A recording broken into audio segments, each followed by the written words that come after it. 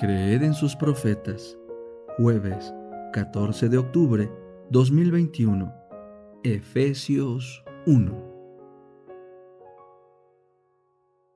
Pablo, apóstol de Jesucristo por la voluntad de Dios a los santos y fieles en Cristo Jesús que están en Éfeso. Gracia a ustedes y paz de parte de Dios nuestro Padre y del Señor Jesucristo. Bendiciones de Dios en Cristo. Bendito sea el Dios y Padre de nuestro Señor Jesucristo, quien nos ha bendecido en Cristo con toda bendición espiritual en los lugares celestiales. Asimismo, nos escogió en Él desde antes de la fundación del mundo, para que fuéramos santos y sin mancha delante de Él. En amor nos predestinó por medio de Jesucristo, para adopción como hijos suyos, según el beneplácito de su voluntad, para la alabanza de la gloria de su gracia que nos dio gratuitamente en el amado. En Él tenemos redención por medio de su sangre, el perdón de nuestras transgresiones según las riquezas de su gracia, que hizo sobreabundar para con nosotros en toda sabiduría y entendimiento. Él nos ha dado a conocer el misterio de su voluntad, según el beneplácito que se propuso en Cristo, a manera de plan para el cumplimiento de los tiempos, que en Cristo sean reunidas bajo una cabeza todas las cosas, tanto las que están en los cielos como las que están en la tierra. En Él también recibimos herencia, habiendo sido predestinados según el propósito de aquel que realiza todas las cosas conforme al consejo de su voluntad, para que nosotros, que primero hemos esperado en Cristo, seamos para la alabanza de su gloria.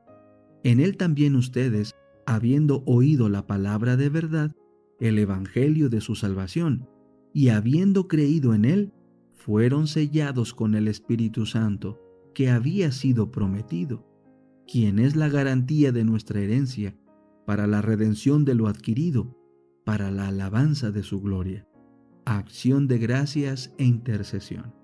Por esta razón yo también, habiendo oído de la fe que tienen en el Señor Jesús y de su amor para con todos los santos, no ceso de dar gracias por ustedes, recordándoles en mis oraciones. Pido que el Dios de nuestro Señor Jesucristo, el Padre de gloria, les dé espíritu de sabiduría y de revelación en el pleno conocimiento de Él, habiendo sido iluminados los ojos de su entendimiento, para que conozcan cuál es la esperanza a la que los ha llamado, cuáles las riquezas de su gloria, de su herencia en los santos, y cuál la inmensurable grandeza de su poder para con nosotros, los que creemos, conforme a la operación del dominio de su fuerza. Dios la ejerció en Cristo cuando lo resucitó de entre los muertos, y lo hizo sentar a su diestra en los lugares celestiales, por encima de todo principado, autoridad, poder, señorío y todo nombre que sea nombrado, no solo en esta edad, sino también en la venidera. Aún todas las cosas las sometió Dios bajo sus pies, y lo puso a Él por cabeza sobre todas las cosas para la iglesia, la cual es su cuerpo, la plenitud de aquel que todo lo llena en todo. La oración, capítulo 28. La oración en los últimos días. Un grupo pequeño oraba por la iglesia en sus momentos de mayor peligro. La levadura de la piedad no ha perdido todo su poder. En el tiempo en que son mayores el peligro y la depresión de la iglesia, el pequeño grupo que se mantiene en la luz estará suspirando y clamando por las abominaciones que se cometen en la tierra. Pero sus oraciones ascenderán más especialmente en favor de la iglesia, porque sus miembros están obrando a la manera del mundo. No serán vanas las oraciones de estos pocos fieles. Cuando el Señor salga como vengador, vendrán también como protector de todos aquellos que hayan conservado la fe en su pureza y se hayan mantenido sin mancha del mundo. Será entonces el tiempo en que Dios prometió vengar a sus escogidos que claman día y noche, aunque sea longánimo con ellos. Orar por el Espíritu cuando llegue la lluvia tardía. No podemos depender de la forma o de la maquinaria externa, Lo que necesitamos es la influencia vivificante del Santo Espíritu de Dios. No con ejército ni con fuerza, sino con mi espíritu, ha dicho Jehová de los ejércitos. Zacarías 4:6. Orad sin cesar y vigilad actuando de acuerdo con vuestras oraciones.